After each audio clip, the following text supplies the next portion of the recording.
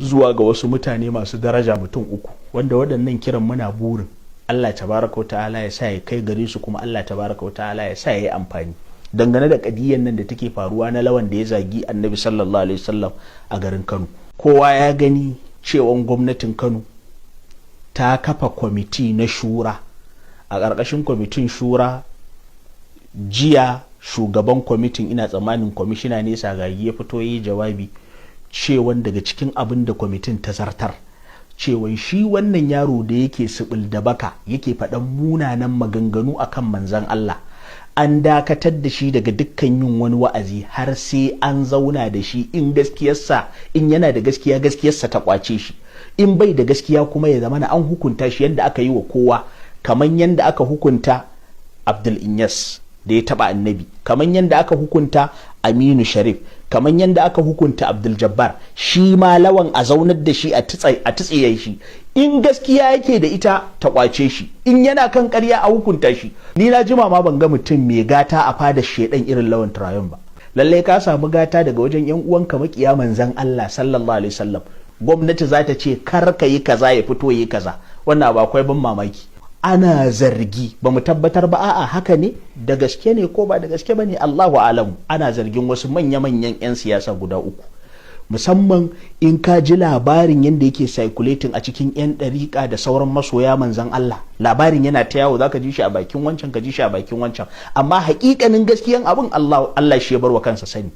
Akwai mutane uku da ake zargi, wanda nake amfani da wannan muryar yanzu nake kiransu da su ji tsoron Allah. Billahi lazi ina da rantsuwa, in muna da personal interest akan Lawan Turayon na rashin mutuncin da yawa annabi, bayan rashin mutuncin da yawa annabi na muga an dauki mataki akan sa, in akwai wani personal interest, Allah kada ya cika mana burin mu, kar Allah ya bamu abin da muke nema.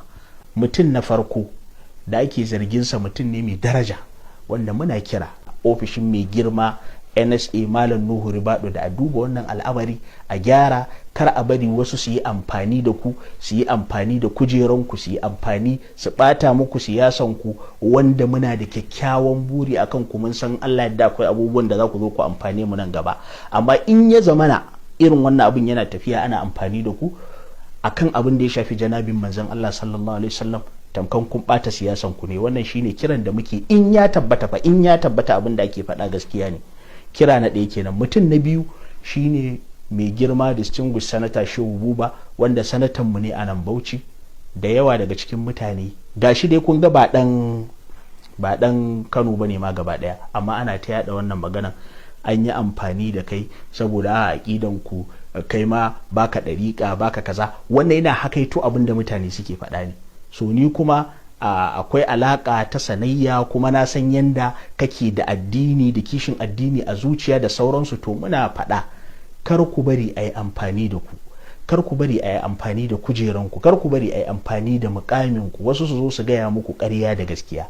In ya tabbata abin da ake faɗa, to muna ƙara roƙo, muna kira da a duba wannan lamari, a duba wannan lamari. In kuma bai tabbata ba, to dama in Allah yadda muna muku wannan kyakkyawan zaton ma ba masu ya tabbata. Mutum na uku a gurguje shine mai girma Khadimul Islam a Dr. Abdullahi Umar Ganduje, wanda ana ganin cewa ya yi amfani, wasu suna ganin cewa kamar yana amfani da kusancin da yake da shi wanda ya taba annabi din, ya zagi annabi Lawan Turayon, na cewa za a hana gwamnati ta hukunta shi. To muna kira ga mai girma Khadimul Islam, mutum ya taba annabi a ce an fake da kai dan a bawa wanda ya taba annabi kariya, to mu muna ganin wanda suka yi haka sun cutar da ku, sun cutar da siyasan ku.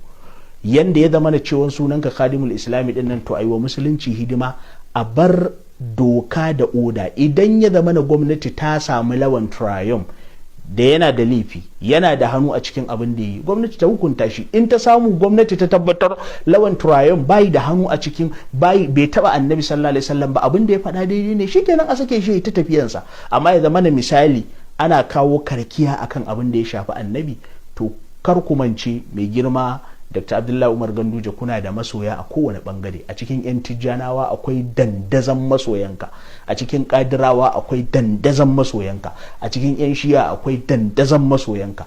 To ni ina ganin babu hikima a ce ka zaɓi masoyinka na bangare ɗaya, duk sauran masoyan nan naka an zubar da su. To mu muna kira, muna ba da shawara dan Allah da a duba wannan lamari, a ga abin da ya kamata. To waɗannan dai su ne ofisoshi uku da muke kiran da muke yi. Ana ganin kaman ƙwarin gwiwar da wahabiya suka samu na raina gwamnatin Kano ana zargin daga ofisoshinku ne. To dan Allah dan annabi ku bar doka da oda ta yi aiki.